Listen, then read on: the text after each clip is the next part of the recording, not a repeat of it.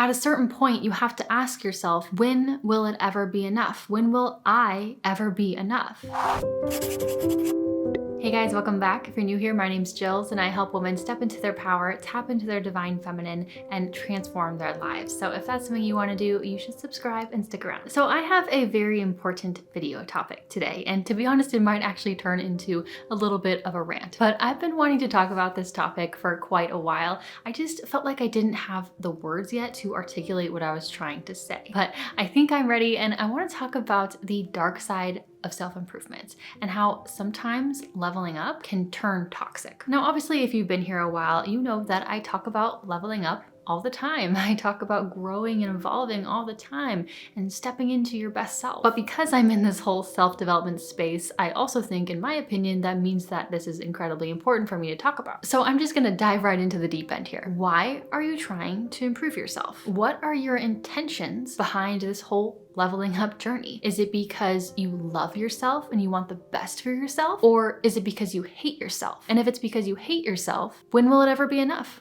Where's the finish line? What's the end game? Here's the thing. As human beings, it's natural that we want to always be growing and evolving. But is that what you're doing? Or are you trapped on a hamster wheel that you can't get off of? I mean, at the end of the day, the whole point of leveling up is to feel happy. It's to improve our lives, achieve our goals, be a better version of ourselves so that we can feel happier, so that we can feel more fulfilled, so that we can experience more joy, so that we can get more out of life. So if your constant self-improvement journey is making you miserable, it's making you so stressed, it's making you feel like your life is terrible, it's making you hate yourself, then really, what is the point? It goes against everything that you were initially striving for in the first place. Don't get me wrong, it's okay and normal to have tougher moments here and there, to have more challenging moments here and there. But if your whole life is this just one big challenging, terrible, miserable mess for years and years and years because you're constantly trying to improve yourself, you're doing it wrong. There will always be ways to be better.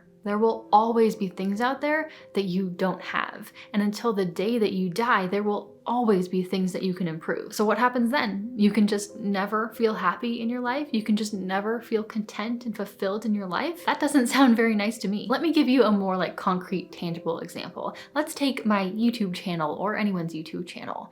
I could always be getting more views. I could always be posting more videos. I could always be doing more and more and more. But if I'm constantly focused on what I could be doing more of to the point where it just makes me so stressed out, I'm miserable, it's turning something that I love into something that I hate, then what's the point? What is the point of all of this if I'm not happy and enjoying my time in the process? And it's the same thing with your life. As I've gotten older, I've realized that life really is about the journey. And as cheesy as that sounds, it is so unbelievably true. So if you're not enjoying your life on the way to where you want to go, then you've got the wrong perspective. Life is one never-ending journey with a bunch of little mini journeys in between. And so when you hit an ending or a completion of some sort, a new journey automatically begins. The closing of one chapter automatically opens the start of another one. When you graduate school, the new journey of starting your career starts. When you get married, the new journey of moving in together or buying a house or having kids starts. There is always something. So every single day until our last breath, we are in process. There is always more. And if you can't learn to enjoy your life and be happy in the now, it's not gonna happen later. You also don't need to be a constant self-improvement project. You're not a problem, you're not broken, you're a human being. And it becomes very dangerous when you start seeing yourself as just a problem or, someone who's just not good enough and has to be picked apart all the time. I mentioned this in my Becoming the Woman of Your Dreams video, I'll put it up here somewhere, but if you are always focused on your flaws or your problems or the things that aren't good enough, the areas of your life that aren't good enough, all the things that could be better, you tend to get stuck in the problem. You get stuck in the struggle because that's all you're focusing on. That's all you're putting your energy into. And I've talked a lot about identity work recently because I believe it is so important. But sometimes when people focus so much on their healing, so much on their self-improvement for years and years, they start to identify as someone who always needs healing, who always needs fixing and improving. And even when things do start getting better, they do start healing, they do start improving, they do start fixing their problems. They're going to start digging deeper and deeper for more problems to fix. Or even worse, they're going to start creating problems so that they can continue to stay stuck in the identity of someone who needs healing or someone who needs help. And this identity will keep you trapped on that hamster wheel. At a certain point, you have to ask yourself, when will it ever be enough? When will I ever be enough? And by the way, are you using this constant desire for more healing, more leveling up as a way to never fully accept yourself or never truly love yourself? Are you using it as a way to somehow punish yourself a little bit and make yourself suffer? I know that sounds weird, but all of us have at least a tiny little part of ourselves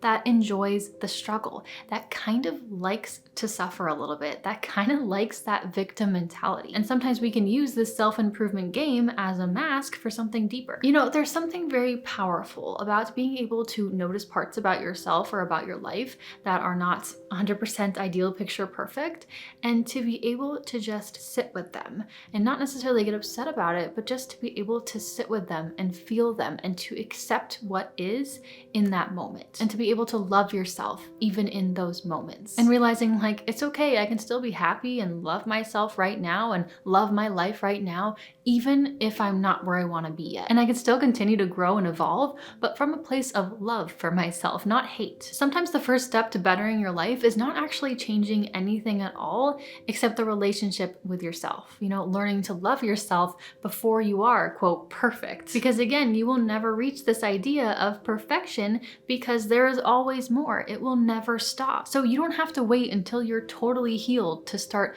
fully living your life. You don't have to wait until you heal all of your childhood trauma and all of this and that before you start dating again or having serious relationships. You don't have to wait until you feel like the most confident woman in the world to start that business or put yourself out there. You're put on this earth to live, to enjoy, to experience things, not be in a constant state of waiting until everything is perfect, not be in a constant state of unhappiness until you are perfect. The purpose of this little rant was just to give you something to think about, something to ponder about, and maybe help you see things from just a slightly different perspective. So that is it. If you like this video, please give it a like, share it with a friend, leave a comment below. I'd love to hear your thoughts. And as always, I appreciate you being here until the very end. Thank you so much for watching, and I will see you next time. Bye.